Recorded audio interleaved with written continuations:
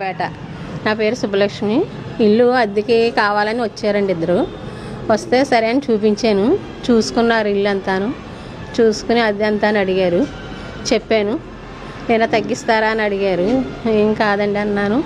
అలా ఒక అతను వచ్చి ఒకసారిగా స్ప్రే కొట్టేశాడు. మీదకి వచ్చి కొట్టేసి కింద పడుకోబెట్టేసి కోసి పుస్తీల తాడు నల్లపూసలు తీసుకుని పారిపోయారండి ఇద్దరు.